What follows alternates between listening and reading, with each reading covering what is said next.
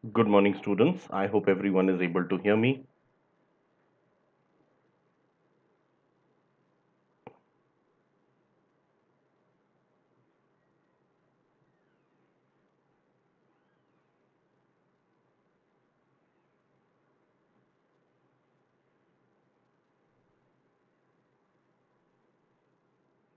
Good morning, students.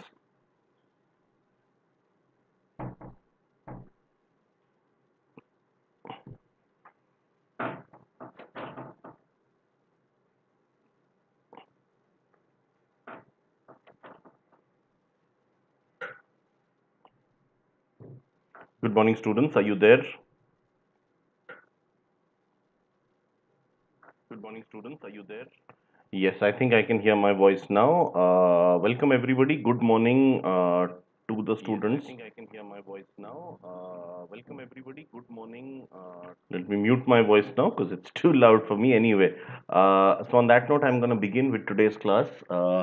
I had already told you, I guess. So, I have taken one class on the July current affairs. I'm now going to take today the second class. There will be a total, as you are now by now pretty much familiar, there are three sessions overall for every month. So today I'm doing with the second. Most likely tomorrow or maybe by Friday I will be doing the third one.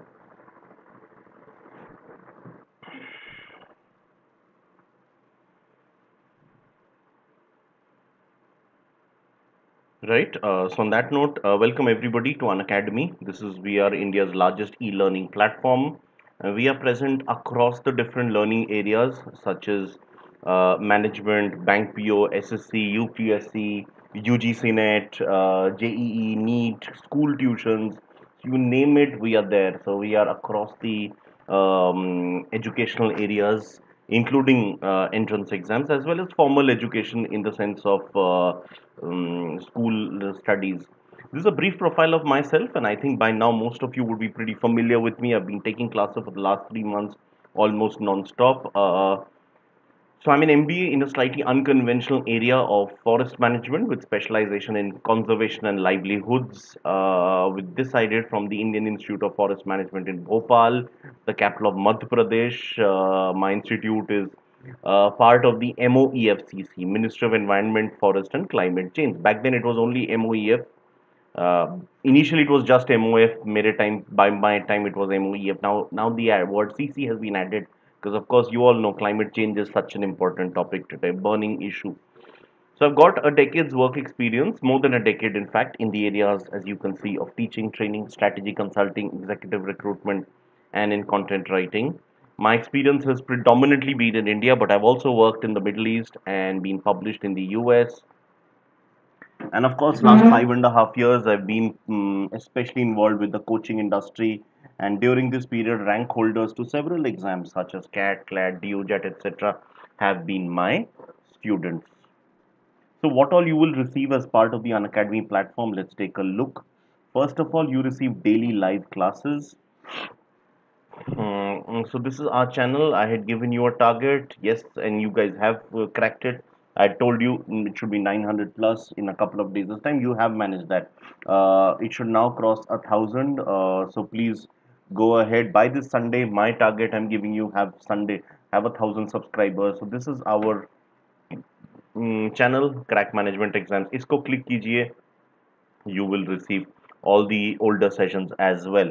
There are live tests and quizzes as well, which are possible. So there are full length mocks which are from proctored by the head office, जिसमें सारा आता है पूरा syllabus, and you get an idea where exactly do you stand. There are also on the spot quizzes which we give you. So for example, on the right hand side you can see that live chat window. तो मैं आपको सवाल पूछता रहूंगा इसमें और आप लोग भी मुझे आंसर्स दे सकते हैं इसमें on the live chat window. You can also ask me questions here. Anything you wish to discuss with me, please go ahead. And rest assured, the course content is very well structured from the head office itself. Um, and of course, you receive unlimited access to classes. The moment you are enrolled, you get complete access to the classes.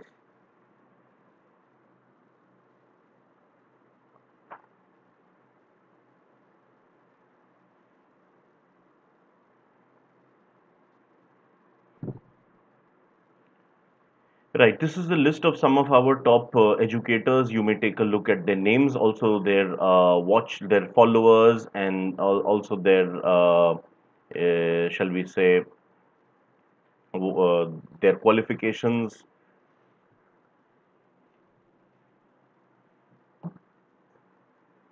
This is what they all do basically.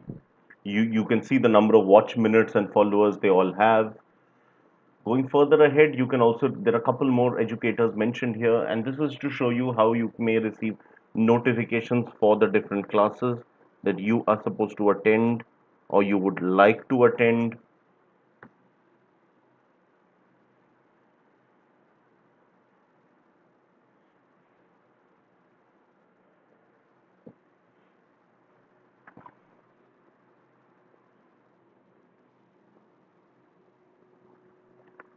So, right, so you can even form full-fledged batches. Once you have enrolled, you can form full-fledged batches. Now, batches could be either for one subject with one educator, or it could be with a number of educators involving the whole course, as is there on top.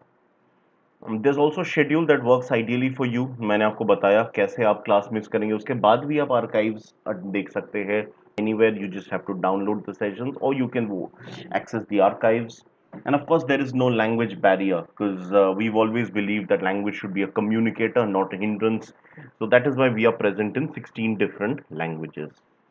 You may also interact with your educator to get your doubts solved during the class itself. You may also answer live polls. So live polls का जो facility है YouTube में possible है, but better होगा आप unacademy.com पे आइए. एक दो दिन में मैं दोबारा क्लास लूँगा. I've already taken 3 classes this month on unacademy.com. I'm also making my plus debut this month, so do take a look at those as well.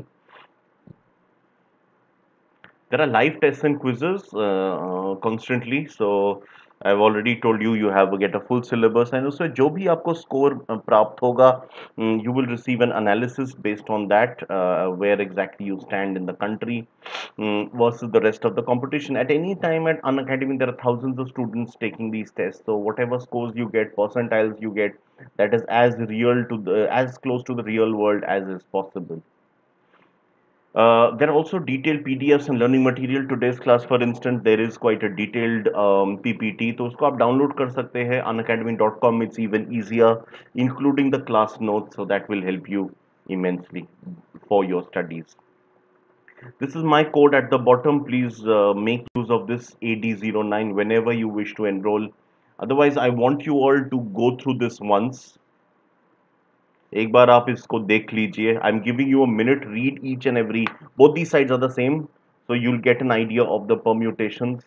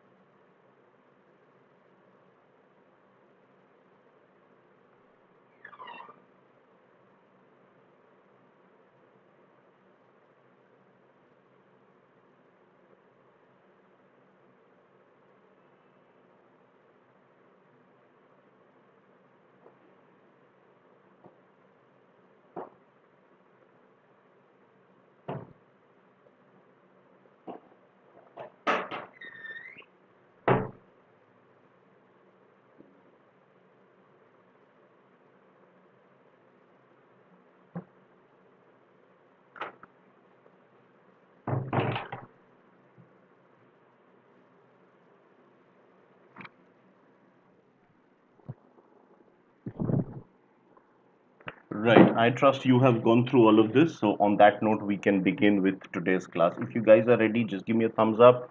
I am gonna begin now with the day's proceedings. Right. So I'm starting with July current affairs. I've already had one session, as you are aware. Right now will be the second session for the same.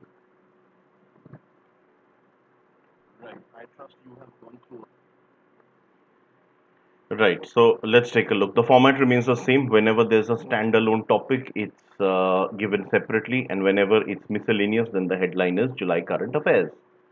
Right. So the Prime Minister of India, Shri Narendra Modi, he has dedicated to the nation a 750 megawatt solar project, which has been set up in the district of Rewa in Madhya Pradesh. Rewa on the banks of the Narmada River. It's quite a famous religious pilgrimage spot as well. So that is where a 750 megawatt solar project has been set up. Rewa is not far from the origin of couple of important rivers as well, like the Narmada and the Son River, both very important to MP and some other states as well. They move in opposite directions, of course. Okay, now first ever cross-border movement. So this is something really interesting. Indian Railways do not usually move to other countries; they stick to India. But now the Indian Railways has seen a special parcel train which has been sent to a border town in Bangladesh. It is actually a trading hub known as Binapol in Bangladesh, carrying dry chilies from, I guess, no surprise, this place, the Guntur district, is especially famous for. Uh,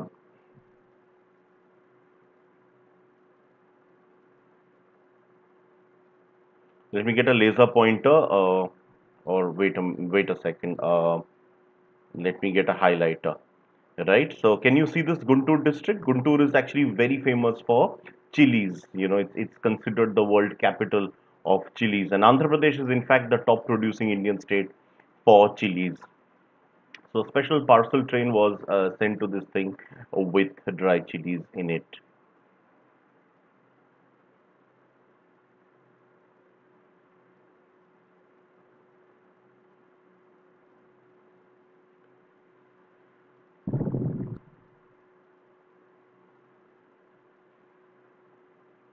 Right. Moving further ahead, Apple has developed the world's first network operating system, which is the NOS. So I hope this point number two is really significant. You know, Bangladesh is a very important trading ally for India, and Bangladesh is a country which has been doing pretty well on most socio-economic indicators for the past couple of years. And of course, Indian Railway, usually the trade is done by trucks, you know, across the border. But this is the first time ever that Indian Railways has moved across the border. So this is something truly significant. Maybe in the future we can have trade with other neighboring countries as well through train. I think Myanmar definitely is a very good, important possibility. Myanmar and eventually maybe Southeast Asia, the Indian Railways can do a lot of stuff, right? I'm sure most of us do have something of a love relation with the Indian Railways because we must have, most Indians have traveled a lot by train, so that's something. Right, Apple as well coming up with something interesting. Now furthermore, some more miscellaneous content. Now this is really significant. India has invested in 120 projects. You know, we tend to think of UK as a developed country, and the general understanding is that a developed country will be investing in a developing one, but here the it seems to have reversed to quite an extent.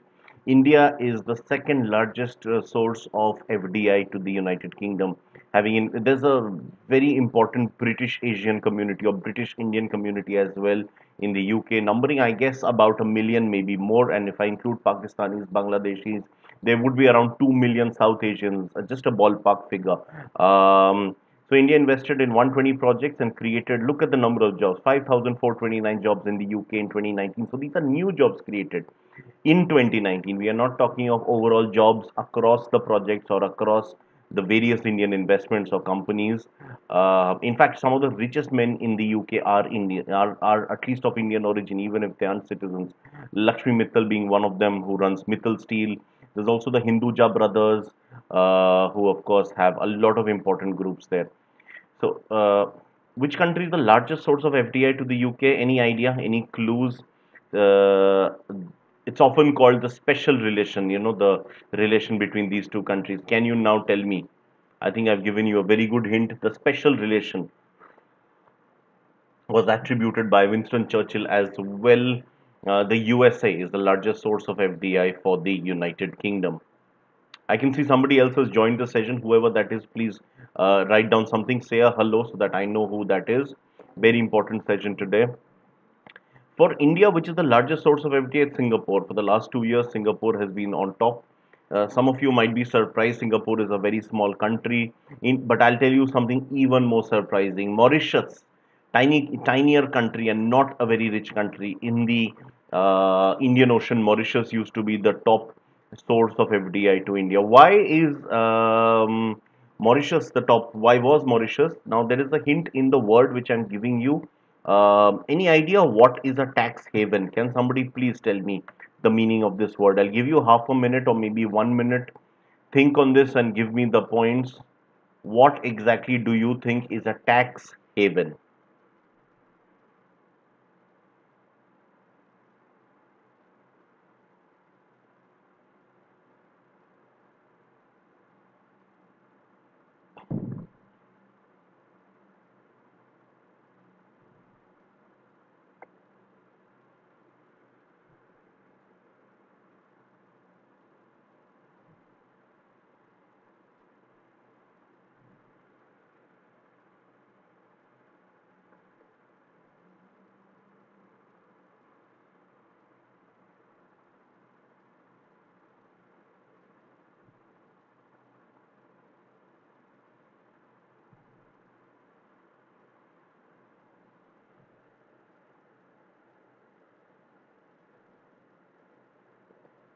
I want to see an answer once I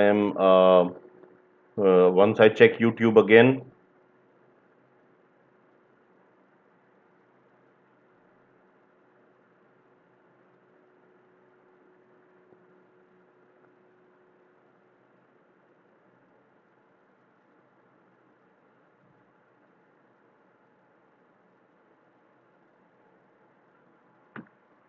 Let me see what responses you have given. Oh, Shashank, good to have you back. You've now started attending YouTube sessions as well. Good to have you here. No tax liability. I would say it is not a complete non-tax liability, but the point is, so Shashank, I think you missed the first July current affairs class on unacademy.com. So you can look at that recording as well on this thing. I'll try to give you a recording of that. Try क्या आप इस पे चले जाओ crack management exam, you will get all my sessions. ठीक है Shashank? Okay, so YouTube again. So tax haven is something where the local tax rates are very less. So that is a country where lots of people like to invest. A lot of companies like to have their, I should say, investment because they're not exactly investing in that country. They are just using that country as a stopover. Now there is a special relation between India and Mauritius. Let me just explain that to you. So basically, Mauritius, I don't know how much you are aware. It's somewhere on the Indian Ocean near the coastline of Africa, but not too near. And of course, it's famous for lots of Indians visiting there for honeymoon and other, holidays. Mauritius is also, if you look at the population, 70 around 70% ballpark figure, around 70% people are of Indian origin, which is why Indian government has for long given a special status to Mauritius that any investment which comes to India via Mauritius is tax free.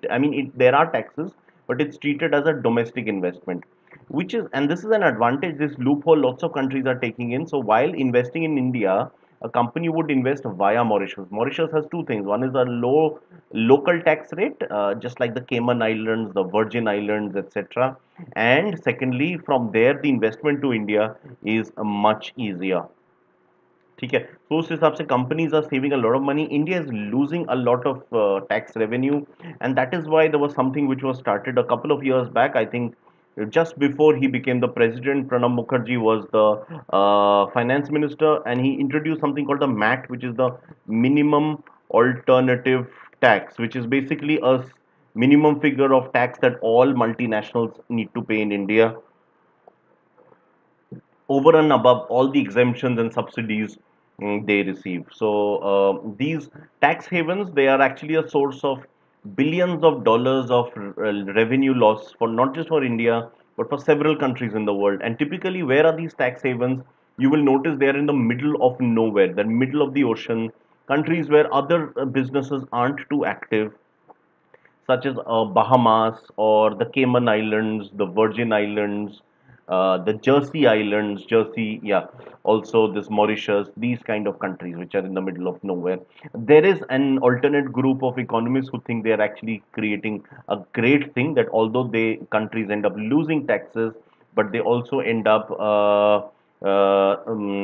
had these not been there, these countries would not have received the investment at all.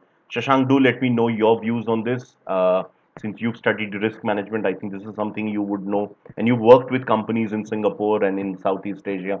So there is this feeling that had these tax benefits not existed, countries and companies would not have invested at all in whichever countries they're investing. It's not about India; it's about several countries actually. And of course, this is something that politicians often encourage. Forgive my cynicism, but a lot of political figures and other top celebrities have their accounts in these kind of countries. Right? So even though there is no direct tax revenue for the country, the people who are running the country, any country again, I'm not talking of India, they often get an advantage. Right. So I'm done with this FDI topic. Now I'm moving on. That's the beauty of current affairs. You constantly flip topics, to completely unrelated stuff. Now, the state of Chhattisgarh in central India, they have organized India's first e-Lok Adalat. Lok Adalat is one of the people, and this has been done online because I think the judiciary, most of the courts in India were closed during this period. So in July 2020, this e-Lok Adalat was drawn up and it had remarkable success. 515 cases एक दिन में solve हो गए. उसके बाद और भी cases solve हुए, बट पहले दिन 515 केसेस सॉल्व हुए. So that is the significant part of this. Right, Shashank, do let me know whatever are your views on these tax havens, and if you think that they do provide something of a service, albeit indirectly.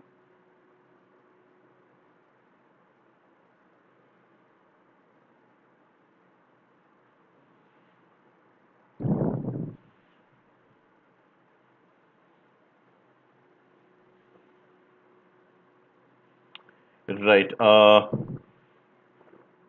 Okay, so Hyundai, please do not be confused between Honda and Hyundai.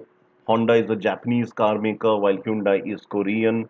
So Korean automobile giant Hyundai has delivered the world's first hydrogen-powered trucks. So trucks made of not made of, the powered by hydrogen, and thus somewhat cleaner fuel. And this is known as the Hyundai HTC. I'm sure H stands for hydrogen in some way.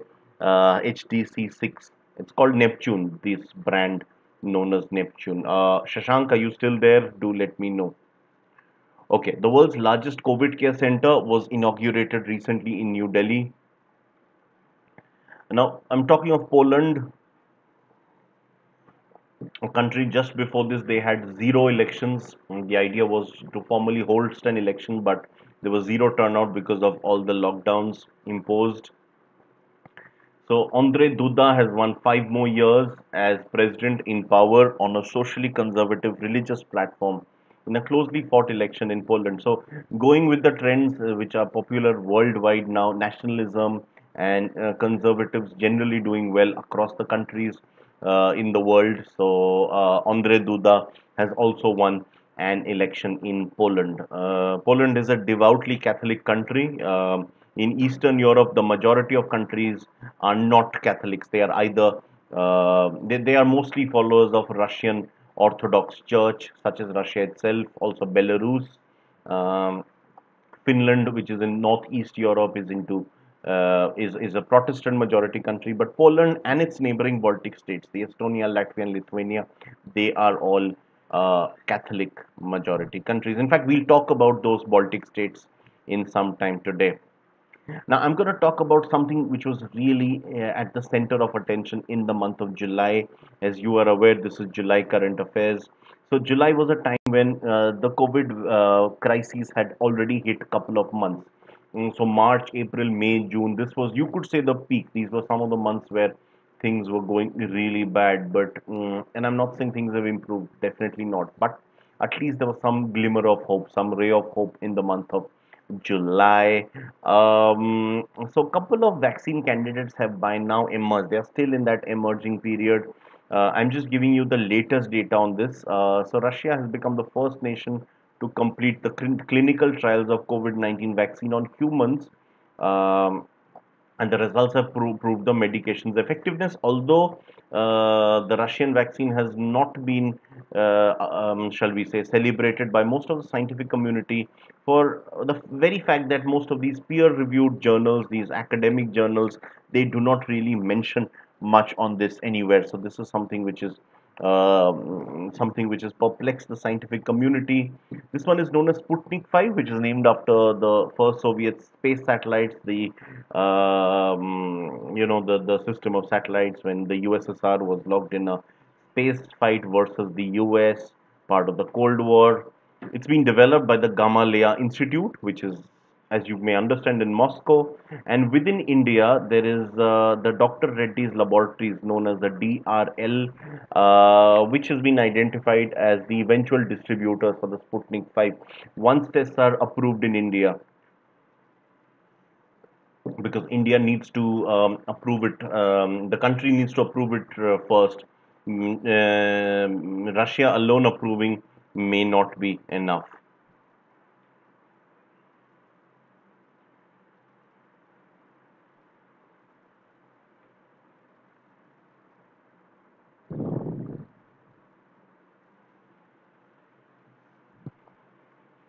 Right. So, by the way, DRL has not been given rights to manufacture it, which means that they will not really get to know the technology or the science behind Sputnik 5, but merely as distributors, right? So I'll also discuss some potential vaccines in India and what is their state in India. One of them is this Sputnik 5. And by the way, several other countries such as the Philippines, the United Arab Emirates, and a fellow BRICS member, Brazil, they have all signed up for tests in COVID-19 vaccine. I'll also tell you a little bit on how vaccines work really, what are the different stages. But first things first, I'll just turn on the AC. It's getting warm, so it's getting sweaty rather. So just give me a moment, please.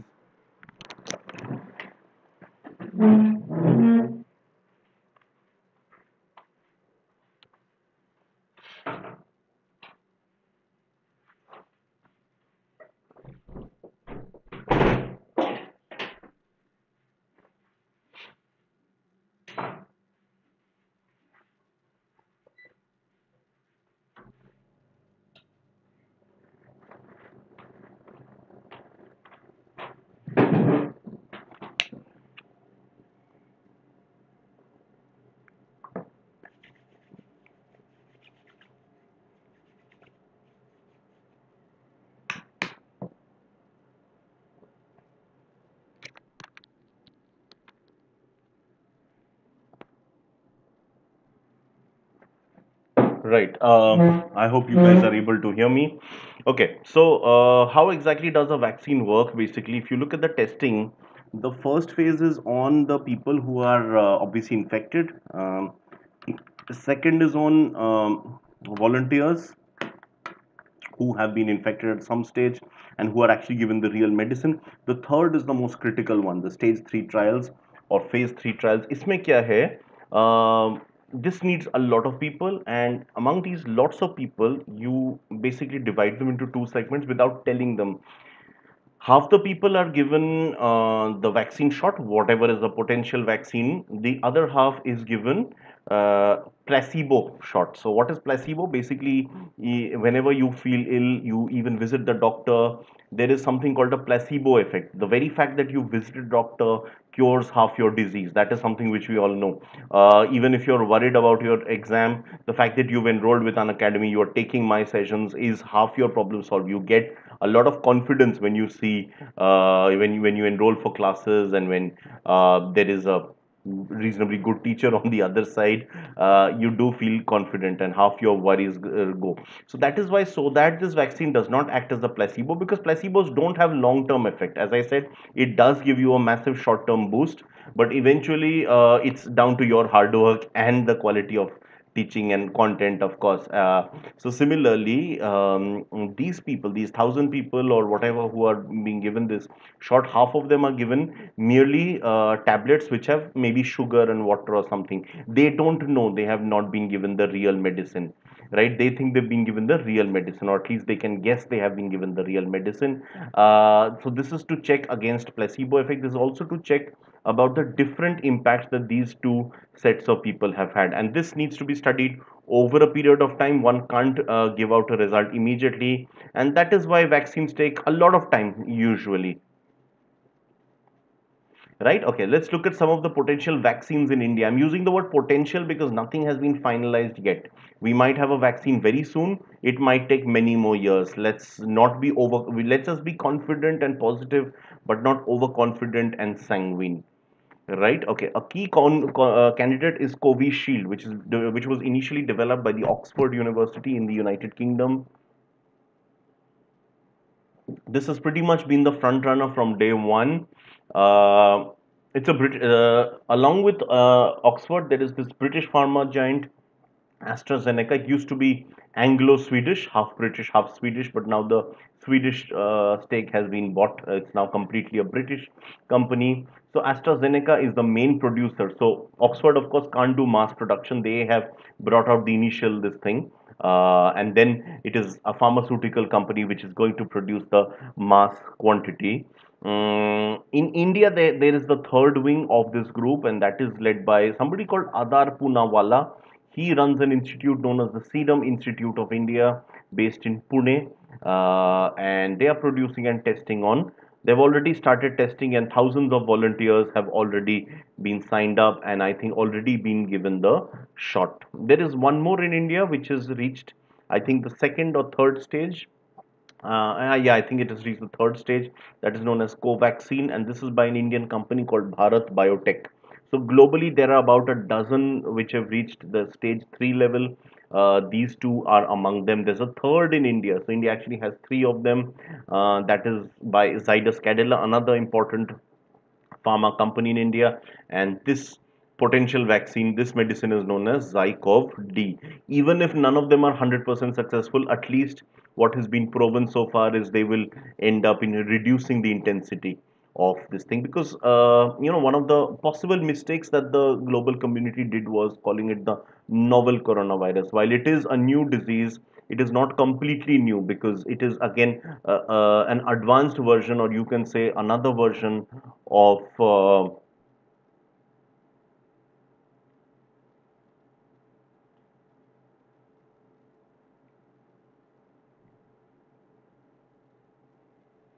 SARS, something which hit the world, most of East Asia, about a decade back. Right. These are a couple more companies which are also heading several vaccine trials. These are leading pharma companies worldwide. Let's take a look. One of them is Moderna, which is an American company from Massachusetts, and this medicine is something which the Donald Trump administration is obviously laying a lot of emphasis on. And recently, something was developed which was criticized, panned across the sectors for being too expensive. That is where the US government, and in fact, all the governments worldwide, will need to ensure that whatever is the vaccine, this can be provided to the maximum number of people.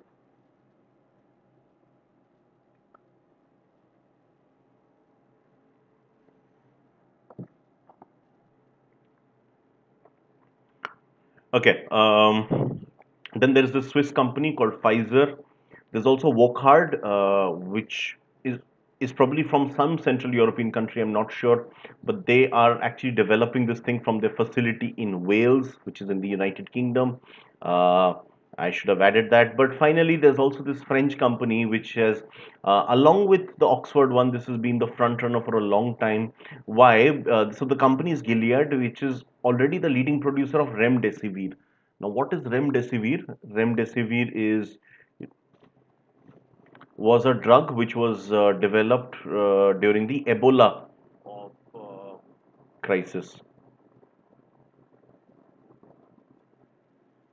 right? During the Ebola crisis, which hit West Africa, Ebola fortunately more or less died down on its own, which is something that does happen with viruses because once they infect too many individuals who die, the virus has nobody else to move to, right? And also the fatality rate was very high in Ebola, whereas in COVID-19 the fatality rate is very low by comparison, and also the number of people it catches very quickly before one has even realized. Who knows, maybe how many of us have been have faced this disease at some stage, and maybe we recovered naturally.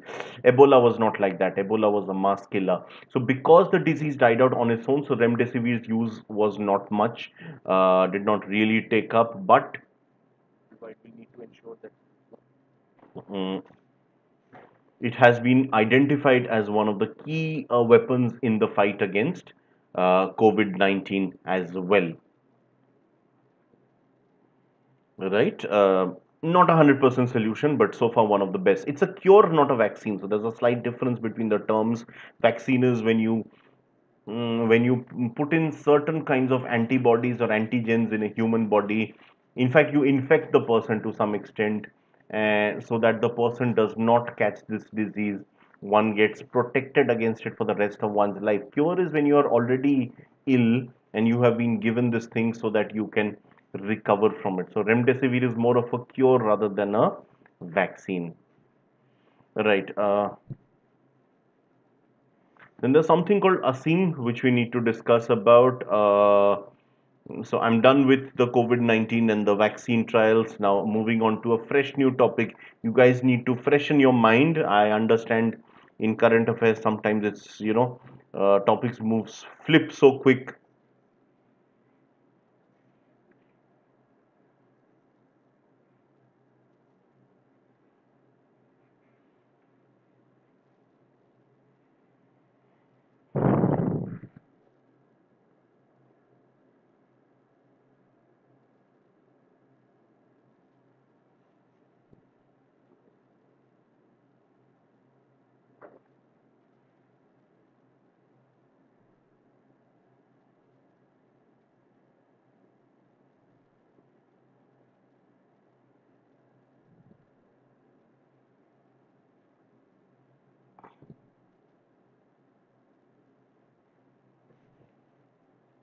Right. So I hope you guys have been able to shrug off the COVID-19 thing. So let's move on to the next topic. So what is ASIM? Please take a look at the full form.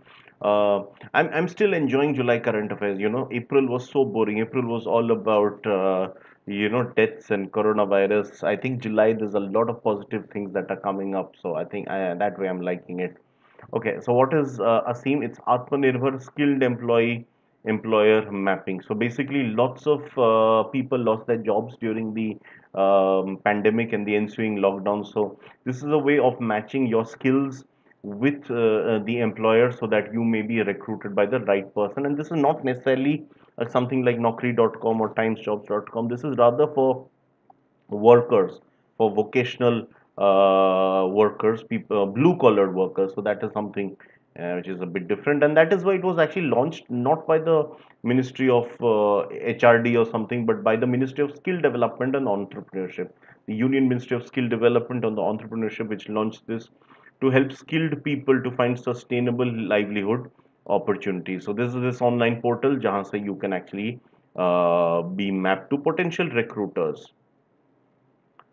Okay, now who's the Union Cabinet Minister for Skill Development and Entrepreneurship? He's Dr. Mahendra Nath Pandey, who has twice been BJP MP, and from the same seat, in fact, who's BJP MP from Chandauli, which is in eastern Uttar Pradesh. In fact, he was the BJP UP head also for some time.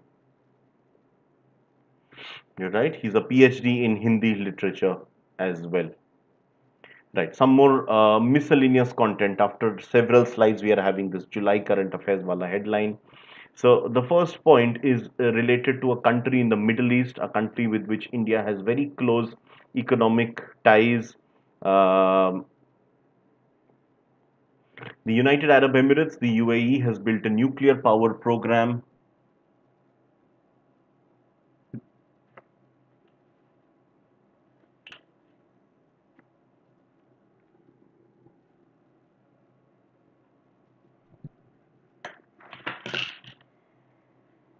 Yeah, a nuclear powered program. This they had done already and also sent a man to space, but now they are also planning to join another elite club by sending a probe. It's an unmanned probe to Mars.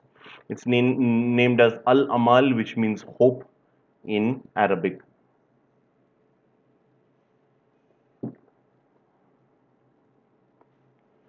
Okay, UAE is in fact the first Arabic or Gulf country to enter this elite club, and that's why it's called Hope.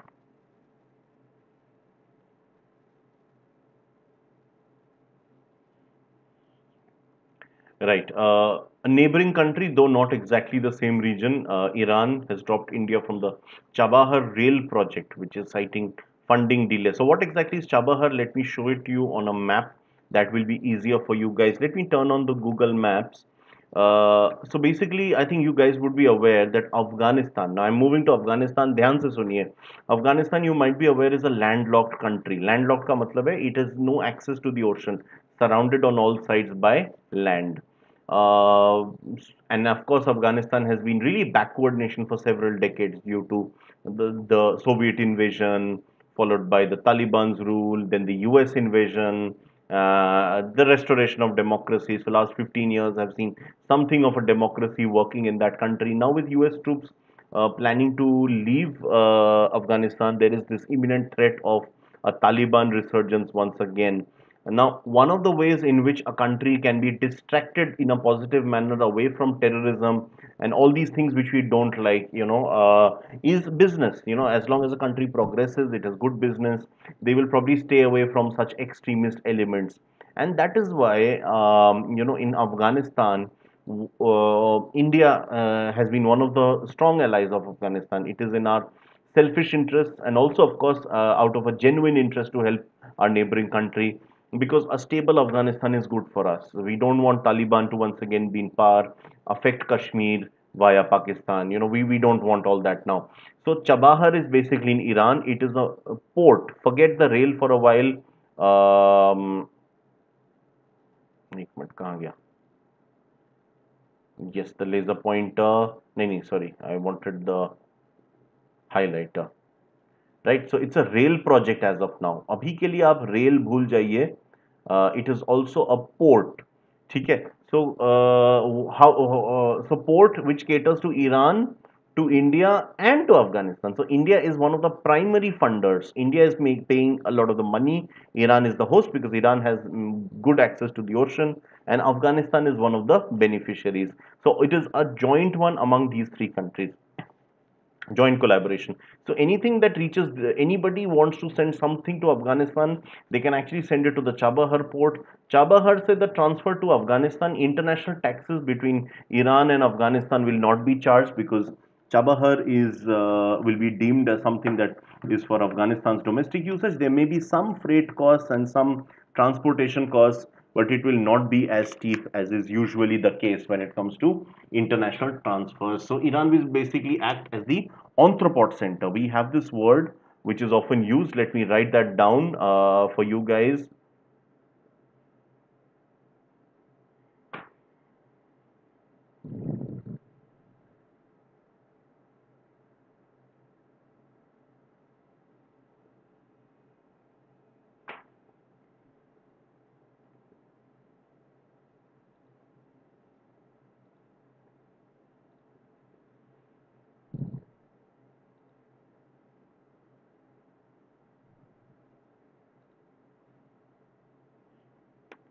Right. So Chabahar is a port, as I said, but it's all there's also a rail project. A rail project that will link it to interiors of Afghanistan.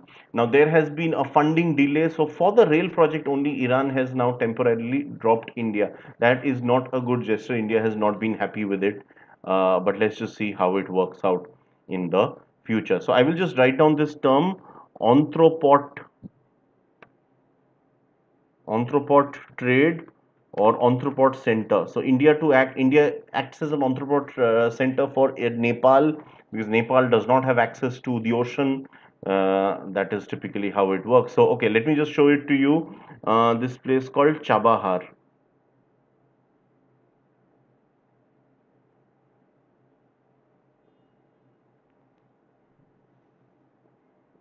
Chabahar is in Iran. And just to give you the direction on how far it is from, say, Kabul, since we are talking of Afghanistan all this while, I hope you guys can see the map, the Google Maps. Okay, so it is almost 2000 kilometers, a long way, and by road it takes minimum 27 hours, can take longer, which includes international borders and tolls. So this is the border of Afghanistan, as you can probably notice here. And वो खत्म होने के बाद, this is Chabahar, not far from Pakistan either. So Pakistan is also in a way a beneficiary. So right on the border. In fact, it is on the in the Baluchistan province of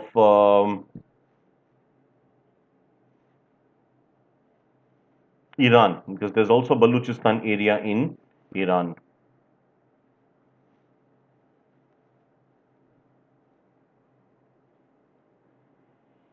Right, I hope you guys understood. Let me move on to the next slides.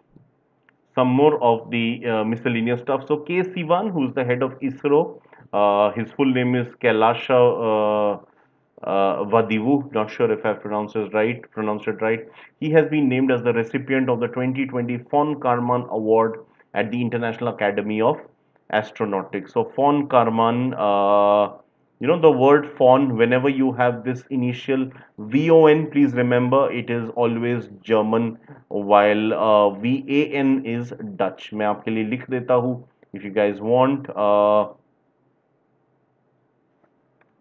Von prefix is German, typically from the province of Prussia, and Van prefix is Dutch. Dutch are the people of the Netherlands. And of course, they can be immigrants to other countries.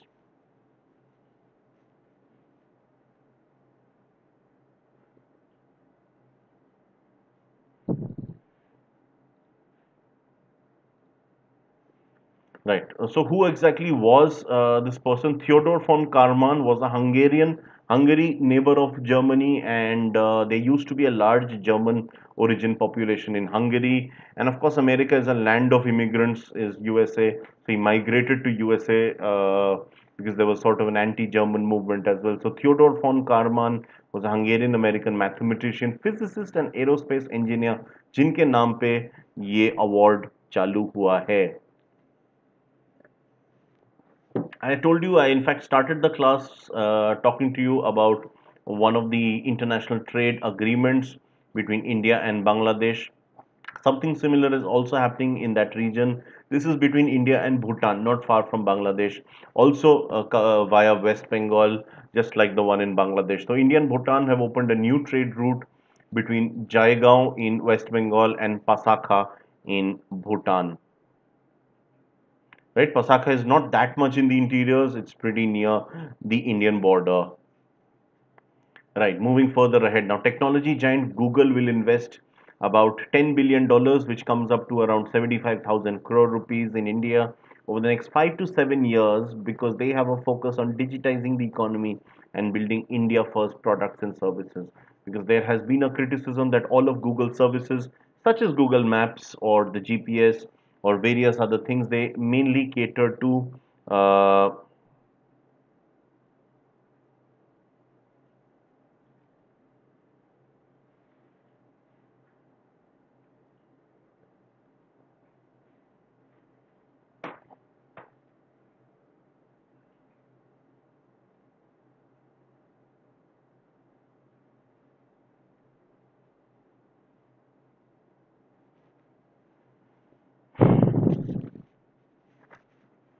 yeah, they mainly cater to the Western world and not suited to Indian market, and that's what they are responding this. IIT Kanpur, meanwhile, the Indian Institute of Technology in Kanpur,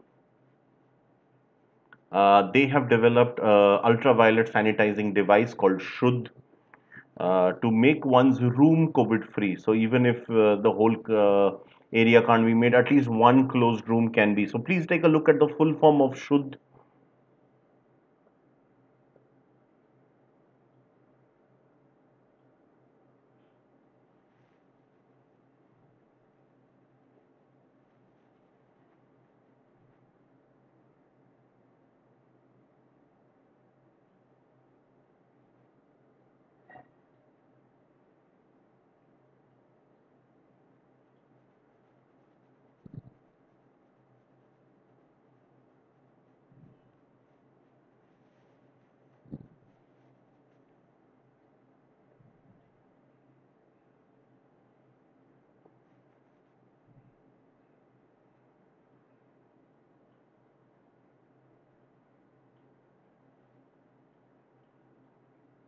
Okay, India's first cable stayed railways bridge. This is in Jammu and Kashmir. It is the Anji Khad Bridge in Riyasi district, which will be completed by the year 2022.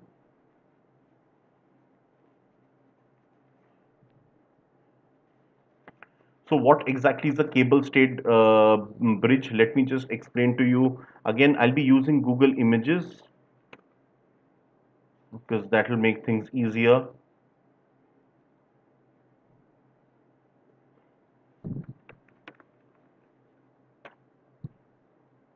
Okay, so this is a cable stayed bridge.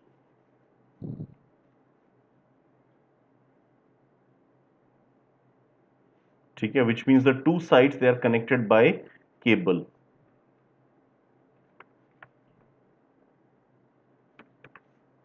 The other form of bridge is a cantilever bridge. You can take a look. These are the traditional ones. These are the strongest, the ones with a really solid base. And some of the oldest bridges are cantilever. Then you also have beamed bridges, right? These are less strong than the cantilever ones or the cable stayed, right? So this is how things work. I hope you got a good idea of how these things work. So it is known as the Anji Khad Bridge in the Riyasi district, which will be completed by 2022, part of the USBRL, which stands for Udhampur Srinagar Baramulla Rail Link. Jammu and Kashmir is having its railways, so usi purpose ke liye this bridge has been set up. All right, moving on. There's a UN report which states that about 273 million Indians have moved out of multi-dimensional poverty from between 2005-6 and 2015-16.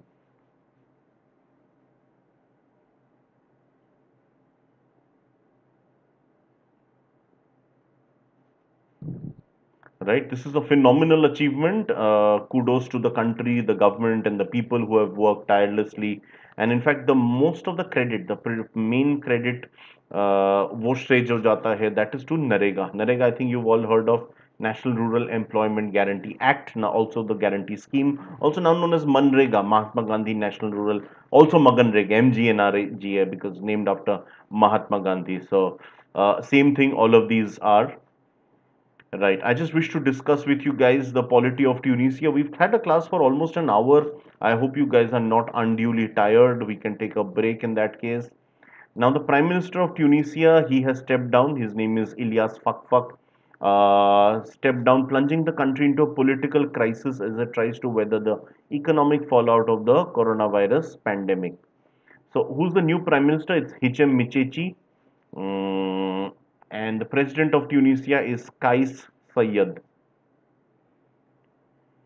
So Tunisia is an Arabic-speaking country, North Africa. It's a former French colony, and I don't know if you guys are aware of this. Please take a look. आपको ये सारे नाम याद नहीं रखने. मैंने आपको ये बताया just to give you an idea of how things work. These are couple of the important names. This guy stepped down. He came up, and of course the president is Kais Saied. Also note that this is important. I would say the fourth bullet point. Now, what is the Arab Spring? I would say this is the most important thing. Also, the year. So, what is the Arab Spring? Can somebody tell me? Anybody has an idea? You may share with me.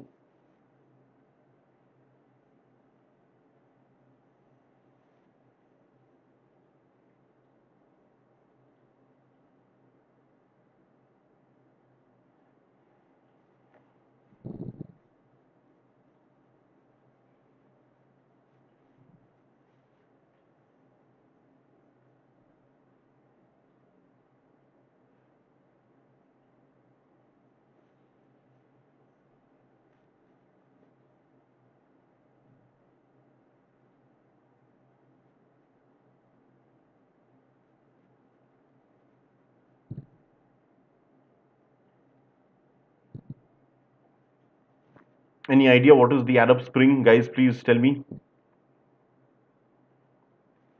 Okay, I'll just tell you in 2011, there was a movement for a lot of democracy in several Arabic speaking countries. You might be aware that a lot of the Arabic speaking countries are not democracies.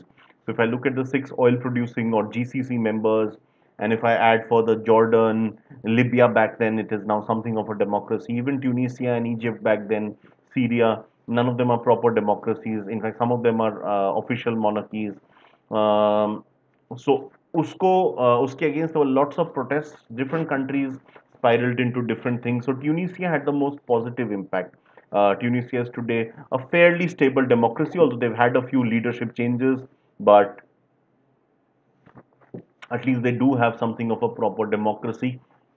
Egypt was ruled for many years, I think for a couple of decades, by somebody called Hosni Mubarak.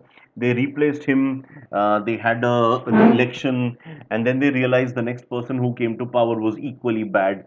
So they had to remove him as well. There was again a mass movement, a lot of violence on the streets. So Egypt also had a fresh government. Iraq, thanks to the US invasion in the 2000s, is in a slightly different state, but Iraq suffered from ISIS. I think Russian intervention helped the ISIS to be moved out. Syria, is under the worst crisis since 2011. The ruling faction of Bashir al-Assad, and the other side, the ISIS, they have been involved in a fratricidal fight for lasting almost a decade now. Bahrain was a country which was plunged into crisis, but then Bahrain took help of the Saudi military to improve the situation, and it repressively controlled that through a lot of a lot of violence and fear. Kuwait also, there was something of this thing, but it was solved relatively swiftly. As you know, none of these are democracies.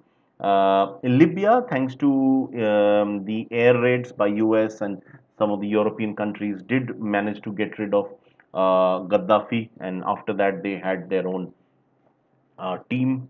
They do have something of a democracy of their own, right? So that is about Libya. So Tunisia, the best effect overall. I'll just remove all this ink.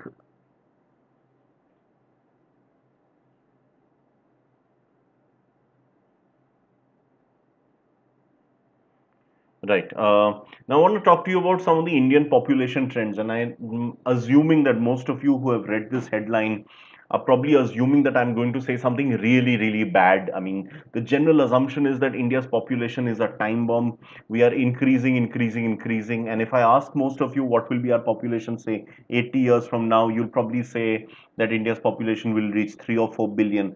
But that is actually not the case. In fact, contrary to a lot of perception that a lot of Indians have lots of children, that has been true for a long period of time, but this is not 100% accurate.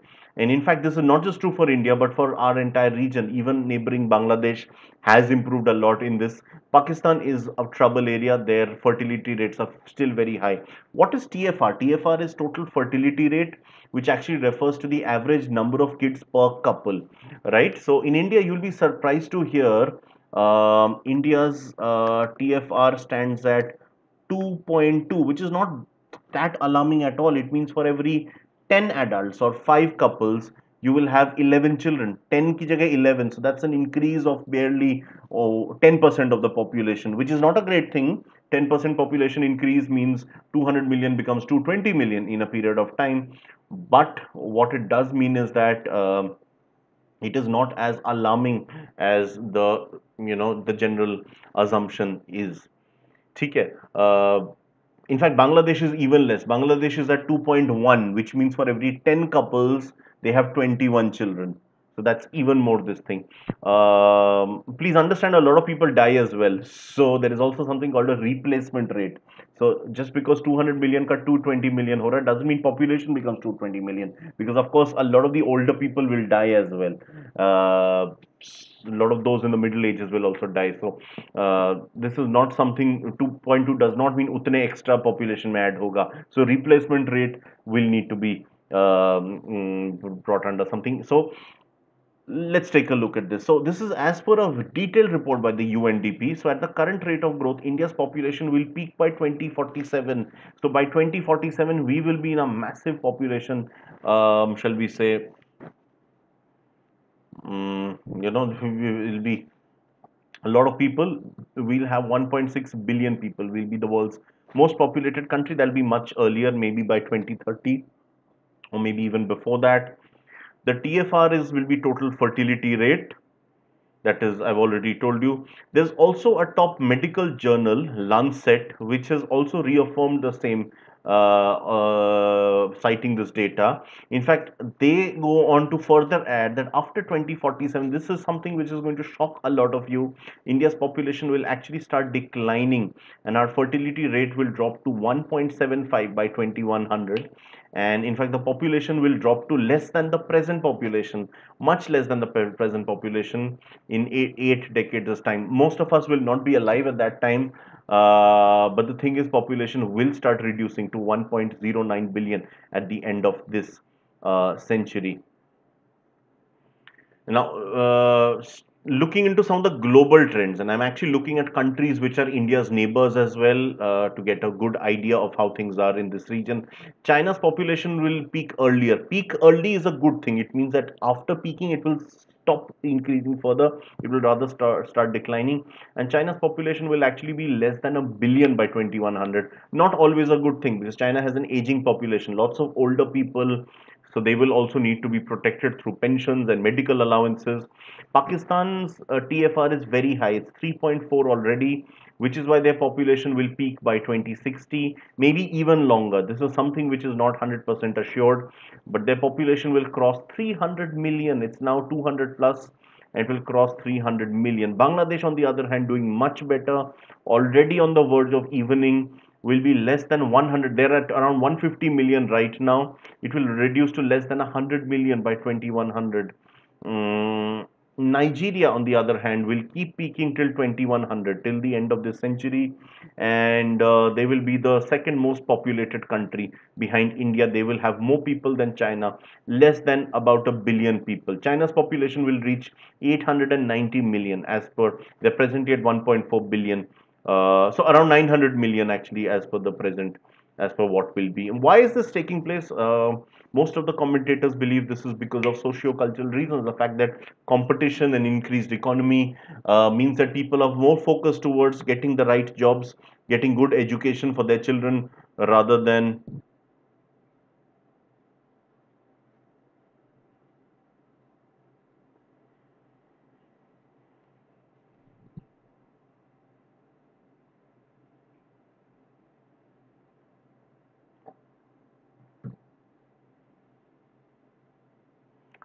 any official government control. It is through natural measures that this has happened, and of course, the availability of contraceptives and birth control methods, as well as sex education, will definitely rise. Will definitely help. Right now, doing further of the miscellaneous July current affairs, there's a West African country called Gabon. I don't know if you've heard of it. You may just take a look on Google Maps. So this is a new prime minister. She's the first woman prime minister of this country. Her name is Rose Christian Osuaka Raponda, and she succeeds the previous person, Julian Angoke Bekale. I'm not sure if I'm getting the pronunciations right. There's a very famous footballer from Gabon, plays for Arsenal. He's a serial goal scorer. His name is Pierre-Emerick Aubameyang. You may have heard of him, some of you. There's also this organization called FamPay, which is India's first neo bank for teenagers. It brings cashless convenience to millions of teens and their parents. They've announced the launch of India's first numberless card, which is the FAM card. This has been launched in partnership with the IDFC First Bank.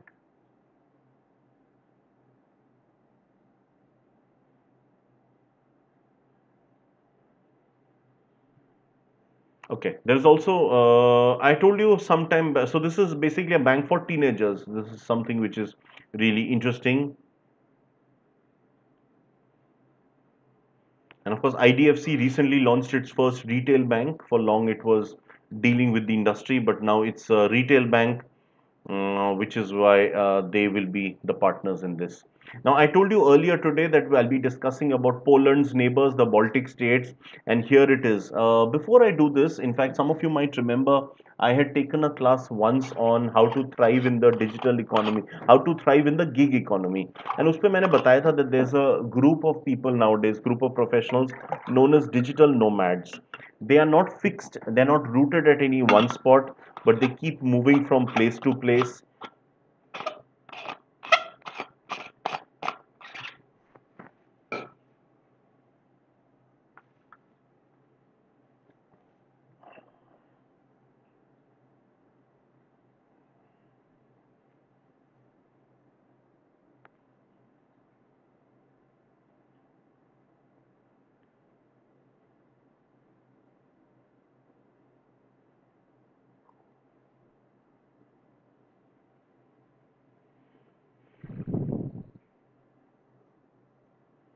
Right. So digital nomads are people who work on digital. Their work is online. They don't need to be fixed at one place. They don't need, because every all the work is by computers. While they occasionally may need to visit client offices, or even if they have something of an employer, but they can work out of cafes, and they can keep traveling the world. This is something, this trend might reduce in the coming days because of obviously a lot of these travel restrictions, visa restrictions. But there's one country in Europe which is one of the most digitized in the world. They have taken up this step that you can actually pay a certain fee and you get a certain visa for digital nomads. So you can stay in that country, and probably you can travel to some of its neighbors as well, which are part of what is called a travel bubble, which is why I've mentioned that as well. So Estonia. Now, where is Estonia? It is in the northeast of Europe, just south of Finland, west of Russia, and north of its neighbors, Latvia and Lithuania. It is the most northernmost, northwesternmost of all the former Soviet republics. And also these three countries, they are historically, they were known as the most anti-Russia among the former USSR countries. In fact, after the breakup of the USSR, all these countries decided, fair enough, we've had a rough ending, but we still were a country for about 70 years, many even longer. So let's form something of a union among us. They formed something called CIS, or Commonwealth of Independent States, which had, among the 15 former Soviet countries, 12 of them. The only three absentees, I think you could guess which are those three. So these are the three: Estonia, Latvia, and Lithuania. They're also extremely well developed because they're close to Scandinavian countries, the Nordic countries, and so they are taking up a lot of these means. In terms of social welfare, they rate right amongst the best ones. Digital penetration as well. So they formed a travel bubble, which basically means that while visa restrictions exist right now, once you've reached any of these countries, you can visit the others as well. I think Poland has also joined this travel bubble now, right? And all three, as I said, are former constituents of the USSR. Okay, now we have an index known as Intellectual Property Index, which has been developed by the WIPO, World Intellectual Property Organization. Rank 1 is China, 2 is USA. India's rank is 40th among the 53 entrants. Not too bad. I mean, please understand, the 53 countries which have entered are likely to be amongst those which protect intellectual property the best. What exactly is intellectual property? I think we've discussed earlier. Includes patents, copyrights, copyrights, trademarks. Patents are for scientific inventions, copyrights are for artistic stuff, and trademarks are for corporates.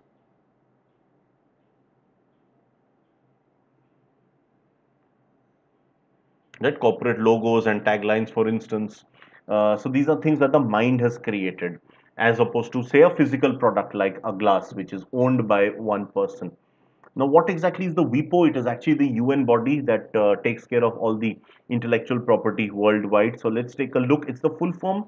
I think it's pretty obvious. World Intellectual Property Organization, headquartered, I think you guessed it, Geneva in Switzerland, home to so many UN bodies, also home to several non-UN bodies.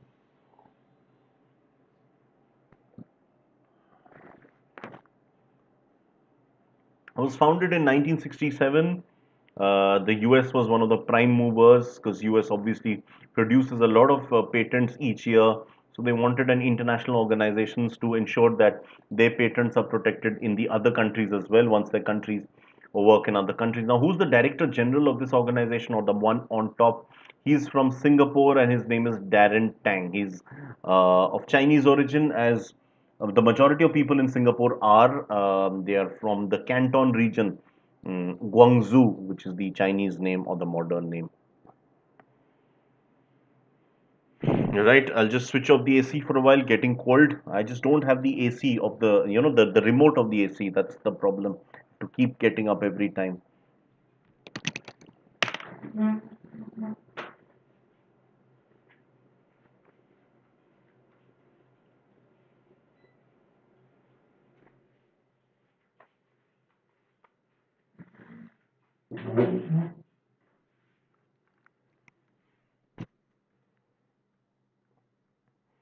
Right. So now I want to talk to you about a body known as the CSL, which stands for the Cochin Shipyard Limited. Kochi, as you know, is a city in Kerala, one of the most important ports in India, one of the 12 tier 1 ports. And not just now, Cochin has been, or Kochi, as is the local name, has been a very important port, a significant port for thousands of years. In fact, if you visit Kochi, you'll find remnants of Dutch, Portuguese, there's also Jewish quarter called Matancheri, which just proves the many years of international interaction. And in fact, in Kochi's port, there are Chinese fishing nets originally of Chinese. In fact, it also says that the main martial art, worldwide we have karate, judo, taekwondo. All of them originated from something called Kalari Payattu or Kalari Payat, which is from Kerala, and all of this spread via trade. That's the importance of Kochi over thousands of years, and with the Arabic countries, they've had a lot of trade. Now, CSL, which is the Cochin Shipyard Limited, that's not the port, but it's a dock which builds ships. It's a company now. It got a contract to build the world's first fully automatic electric vessel for this company called ASKO Maritime, which is in Norway, and also for laying the historic milestone in shipbuilding industry. CSL also also constructing 23 hybrid electric boats. Hybrid is obviously a mix of electricity and conventional energy. So it's not completely eco-friendly, but it is better than those which completely run on petrol, diesel, gas, etc. So 23 hybrid electric boats for the Kochi Water Metro project. Now, what is the Kochi Water Metro project? It works like any other metro, except that instead of traveling by train, you travel by boats. So basically, I want to move from my home to one which is 3 kilometers away, so I can use this network of boats which don't travel the whole city but from point to point. So one point to one point there is one boat, from there I can board another. Because Kochi is, as I said, it's a port city, and it also has a network of rivers and backwaters, so there's a lot of water in the city, and it is that is what helps in this transportation and connectivity within the city. Right. Okay, a bit more from the miscellaneous content. So, the country in northwestern Europe, Belgium, they have set up a wind farm on the North Sea. North Sea is just it surrounds the United Kingdom, Great Britain, especially, and also the low countries of Netherlands and Belgium. There's this wind farm which will become the first to grow seaweed between its wind turbines. Seaweed is actually a delicacy, a cuisine in several. It's a delicacy in several cuisines, such as in Japanese cuisine. So I'm assuming it could be exported or it could be used for energy within the country, because some form of energy can also be produced by it. So it'll be operated by a Dutch Belgian consortium. I told you Dutch are the people from the Netherlands. Netherlands and Belgium, of course, they are neighbors.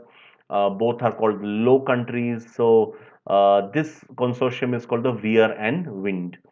Mm, right, sticking with something to do with the ocean, however, through a certain completely different direction of the world's map. So, coming to India, in the Union Territory of Lakshadweep, the first sea cucumbers is. So sea cucumbers are basically organisms. I can show you the images if you want. Sea cucumber. मैं आपको images दिखा देता हूँ. Sorry. Yeah, you may take a look. These are sea animals, sea creatures. They look like a cucumber, but they're actually living animals. Right, so the total area will be spread across 239 square kilometers, set up in Lakshadweep on the Arabian Sea. So it will be maritime preservation. The fishing activities and the shipping activities will be restricted in this area. China, meanwhile, has successfully launched its first Mars probe using the Long March 5 rocket, aiming to complete the orbiting, landing, and roving in a single mission.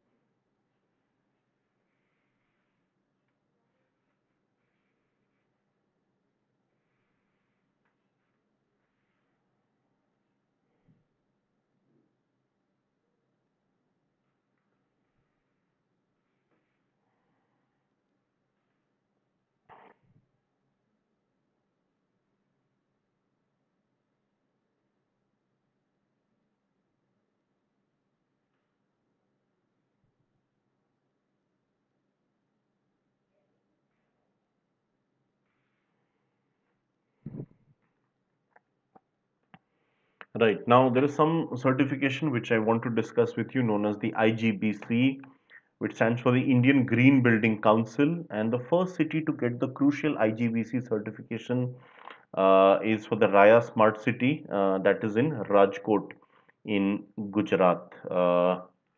Just correct the spelling, it should be Gujarat. There are four others which have been approved for this platinum certification, which is so total five cities, but Rajkot was the first one. Rajkot ke andar there's this particular one called the Raya Smart City. Rajkot whole city will not be this thing, but there's this building council which has been approved for one particular. The others, one of them is Newtown, which is in West Bengal, which is just outside the main Kolkata. There is this place called Rajarhat. So Rajarhat and Newtown, they're actually next to each other. These are swanky suburbs outside the main city. The whole of Chennai in Tamil Nadu, this is really impressive. Also another place in Gujarat called Dholera. And of course, the new capital city of Andhra Pradesh, which is Amravati, or at least one of the three capitals we may safely assume.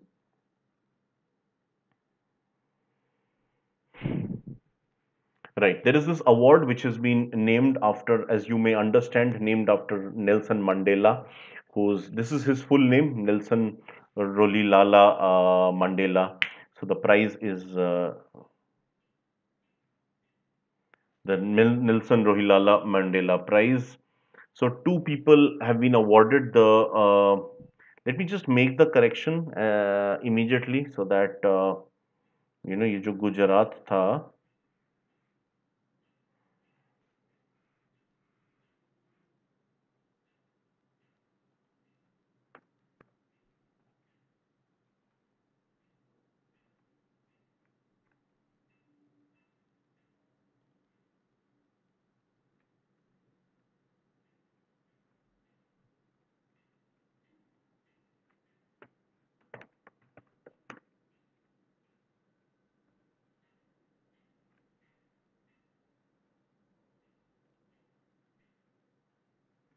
Right.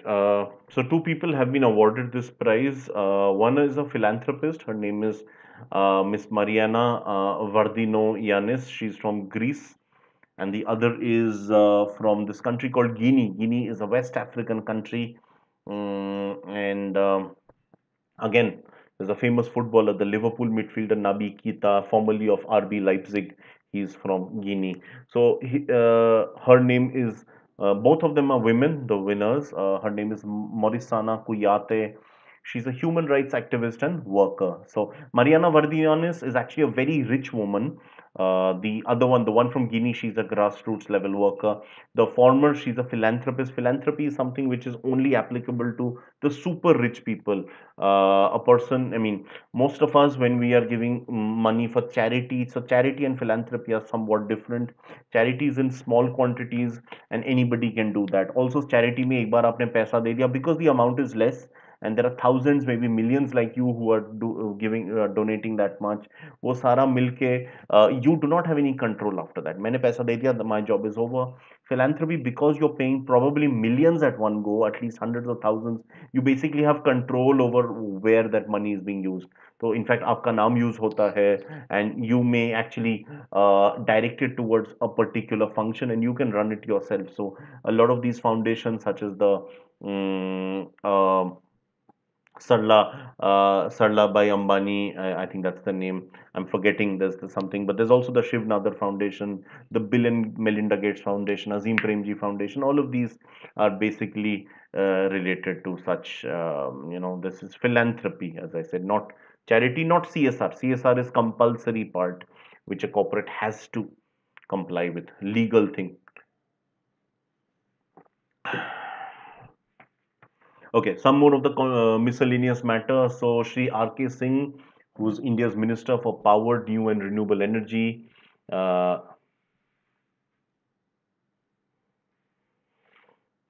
so he has inaugurated the first public EV or electric vehicle charging plaza in New Delhi.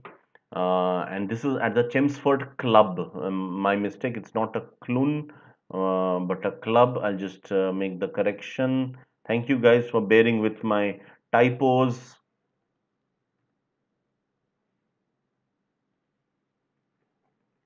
Right, at the Chelmsford Club, which is established by the EESL. What exactly is the EESL? It is the Energy Efficiency Services Limited. And who's Sri R.K. Singh? Let's take a look. He's the BJP MP from Ara, which is in Bihar.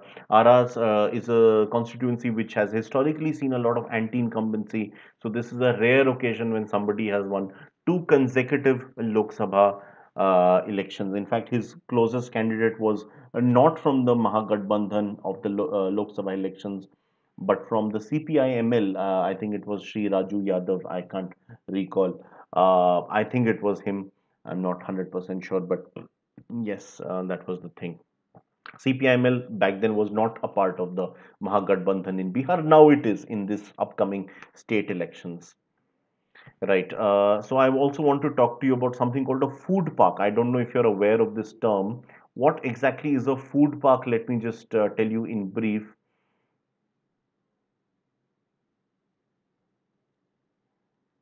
Right. So food park क्या होता है? This is a dedicated park towards food, as the name suggests.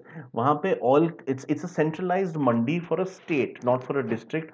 हर एक state में, most of the states in India have one, at least one. I mean, usually just one. I can't think of any state which is more than one.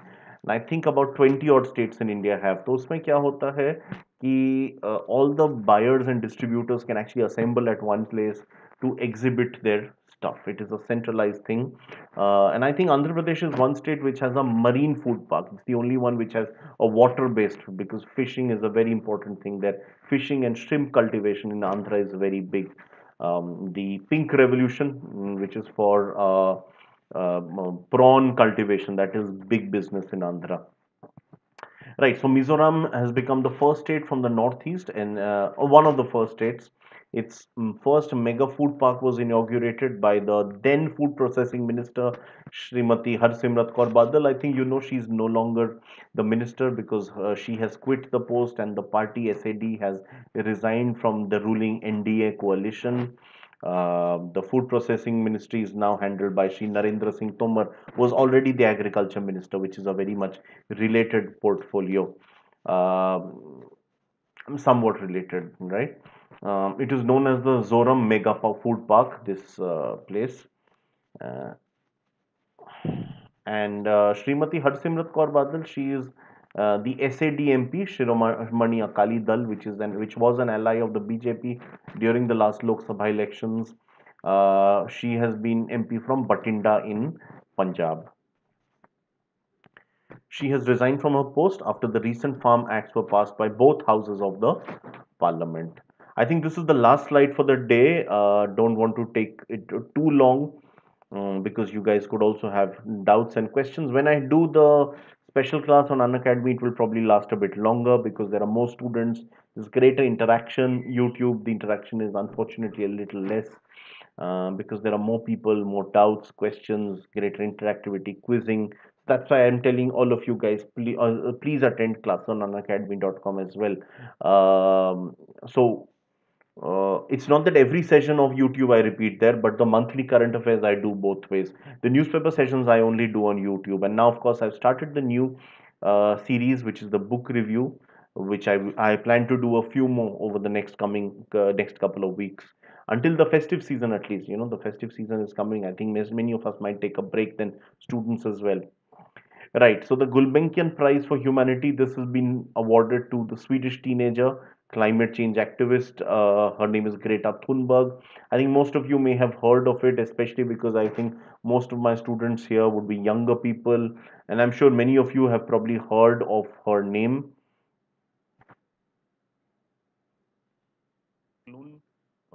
But a club. I just make the correction. Thank you guys for bearing with my typos.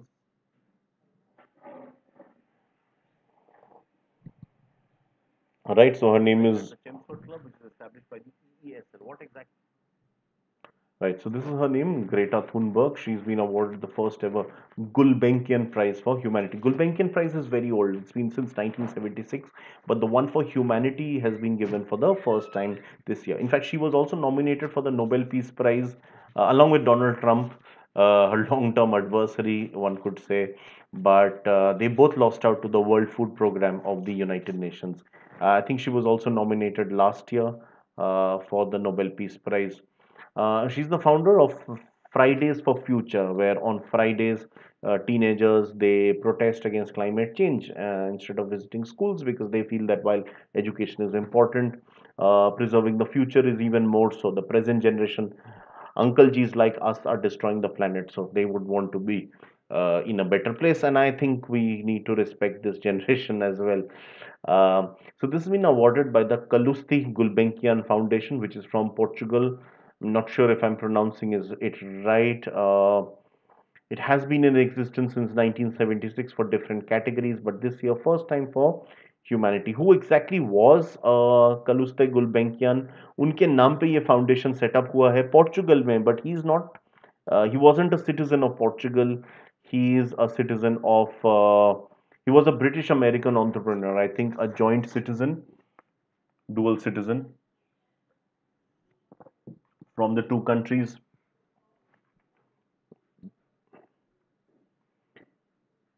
Right, so I'm more or less done with the second part of July current affairs.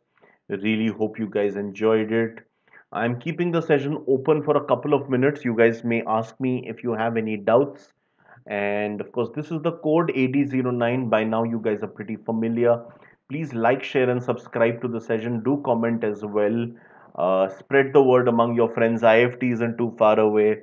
ZAT isn't that far away, and your PDPs start from January. All the group discussion, interviews, etc. So do prepare very well for this thing.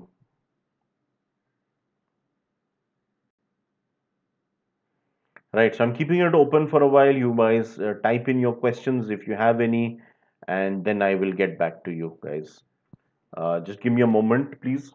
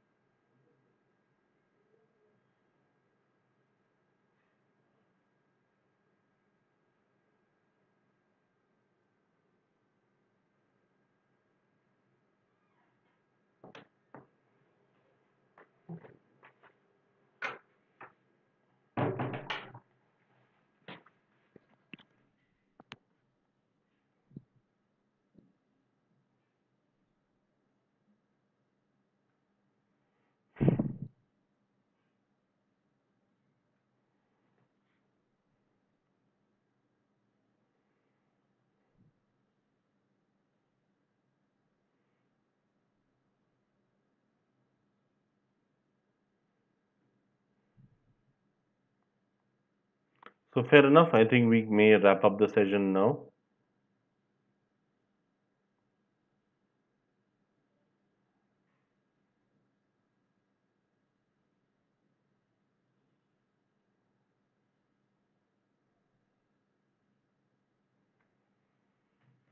Right. Do use my code whenever you wish to enroll, and do enroll very quick. You get a flat 10% off. Thank you so much, guys.